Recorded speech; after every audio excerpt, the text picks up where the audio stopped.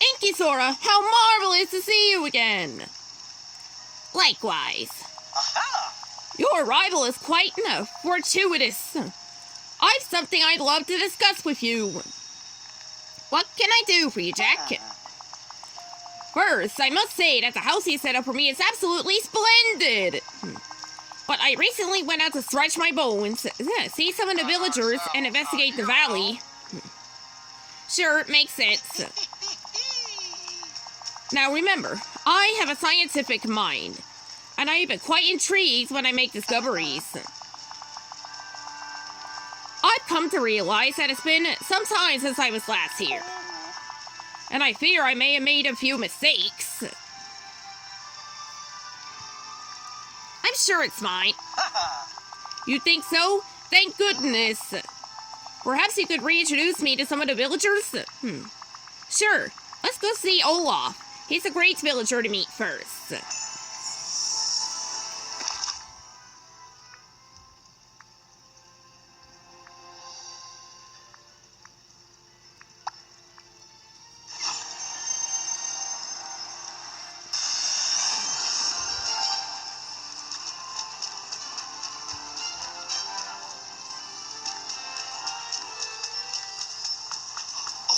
Would you like to do something together?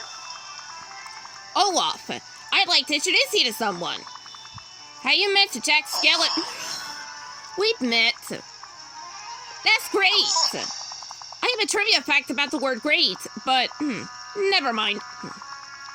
You don't want to share a fun fact? Olaf, what's wrong? It was earlier today. Remy brought me some incredible chocolate ice cream that I wanted to get to Anna as a surprise for Best Friends Forever Day, which I invented this morning. And then something disturbing happened. I may not be mature yet, but I think even someone mature would have been disturbed. Mr. Skellington kept saying, "What's this?" and poking the ice cream with his bony fingers. I think he was just curious about it. Oh, but InkySora, I'm curious about lots of things too. And I try not to let my curiosity ruin other people's first ever Best Friends Forever Day ice cream surprise. Don't worry, Olaf, I'll make you a fresh batch of chocolate ice cream. And I'll have a word with Jack Skellington about barging into people's houses like that. Thank you! Oh, here, have the recipe.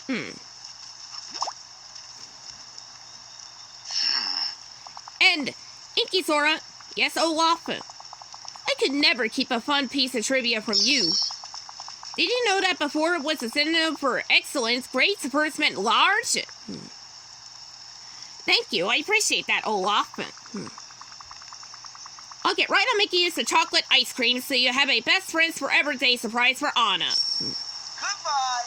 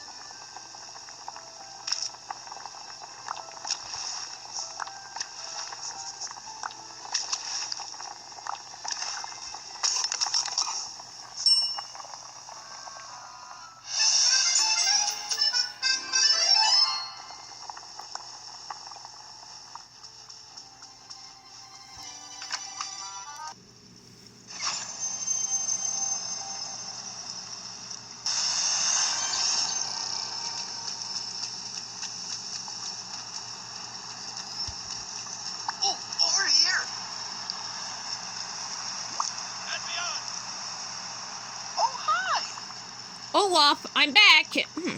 Here's some new chocolate ice cream, made with love just for you. For Anna. Oh, thank you, InkySora. Anna's going to love it. Now that's the Olaf I know. I'm confused. Is there another Olaf? Does he like warm hugs too? No, you are the only Olaf. I'm just glad you're not upset anymore. Me too. Being upset isn't fun. I was trying to tell myself that I was happy. But frustration is such a pointy emotion. Like icicles. I couldn't ignore it. Well, I'm happy that you don't need to repress any negative emotions anymore. Thank you for saving best friends forever day, InkySora. You're welcome. Don't worry. I'll talk to Jack Skellington about touching people's food without permission. I can't run from my past forever. That's probably wise. Bye, let's see, bye, Olaf. Goodbye.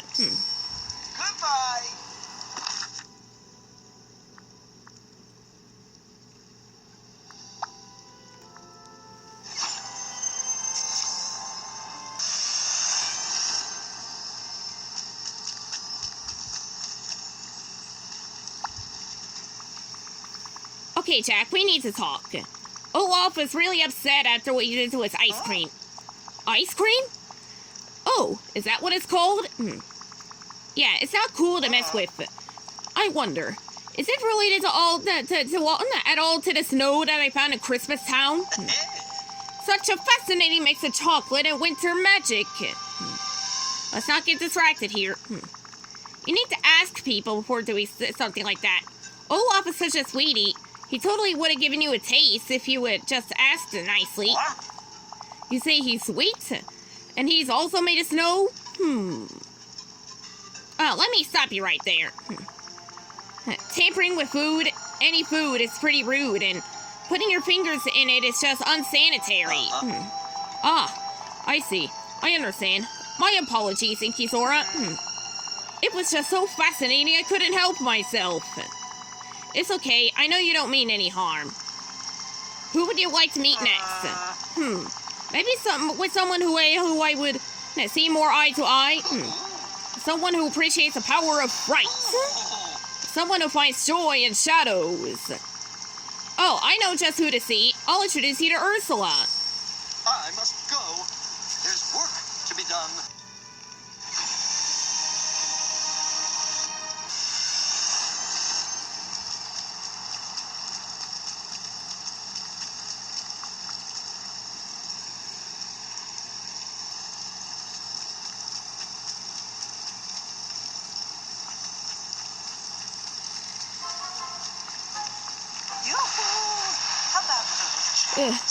No, not him again.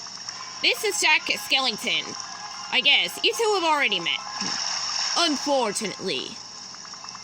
And how did that go? Well, he barged into my home earlier today. At first, I thought he was looking to make a deal. But he went straight to my potions, grabbed several, and started mixing them together. But you worked so hard on your collection. Precisely. At least someone recognizes all my hard work. That menace kept asking where I kept my frog's breath. Then he mixed Kraken's ink with steam event salt.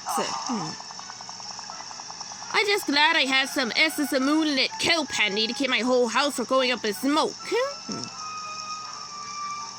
He's just interested in your craft.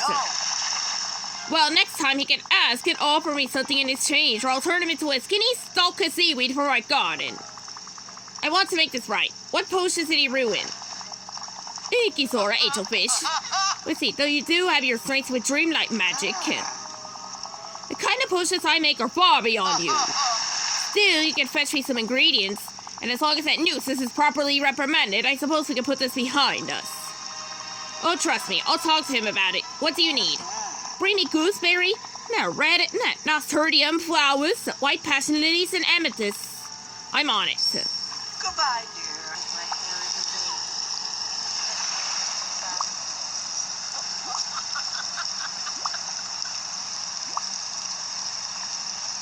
Hello, dear. I back with your potion ingredients. Why, thank you, angelfish. I hope you'll be a good influence on that Jack Skellington in the future. Speaking of Jack, where did he run off to? Well, we were discussing royalty and that good-for-nothing Triton. And he mentioned that he was also royalty, the king of pumpkins or some such nonsense. I said something about that goody two-shoes fairy godmother and her pumpkin house. And he seemed quite interested. Uh-oh, that can't be good. I must admit, I am rather curious. Be a dear, let me know if he gets turned into a mouse. Yeah, I gotta run. That's right. Checking on Jack before he instigates another calamity.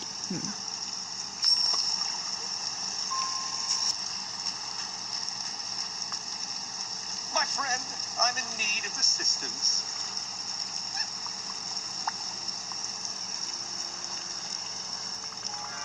Jack, I replaced the ingredients for the potions you messed up in Ursula's house. Thank you, InkySora. I didn't mean to make a mess, but those potions were just so unique. I couldn't resist experimenting. Well, I guess we should count ourselves lucky that nothing went catastrophically wrong. But Ursula can have a bit of a mean streak sometimes. I'd be careful around her. Thank you for the warning. I'll keep that in mind.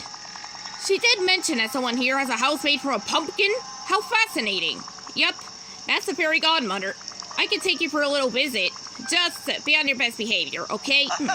You have my word. I must...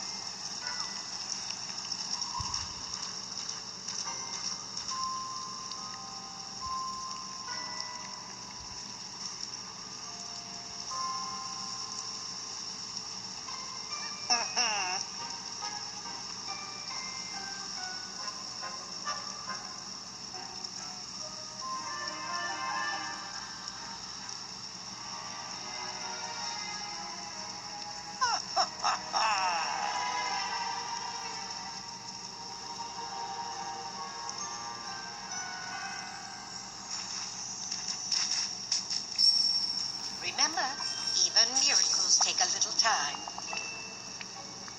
Now off you go, bippity-boppity-boo.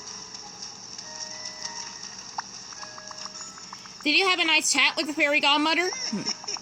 Yes! In fact, I think she might be my favorite person in the village. Look at her magnificent house. I'm not your favorite person. Person? Did I say person? I meant fairy. She's my favorite fairy in the village. Now then, there is something with which I could use your particular help. Sure, what's up? I worry that the villagers aren't aware of my role as a pumpkin king. They don't know they can come to me for their every frightening need. I see the issue. We do have a good amount of royalty here already. Exactly. What do you suggest? Well, the fairy godmother just shared with me this lovely design for a pumpkin throne. Do you think you could help me build it? Sure. You'll naturally need a great deal of pumpkins. 31 of them to be exact. As well as a dark wood. 10 pieces should do it. Those numbers will be perfect for Halloween-inspired throne, don't you think? I wouldn't expect anything else by making something for you. One throne coming up. Thank you, InkySora. And place it anywhere in the village. I want everyone to feel free to sit on it. But you're not responsible for any fright that may ensue. Actually, I would claim full responsibility for that. Alright, but we're taking a pic together after to commemorate you being here in the valley. I would be honored.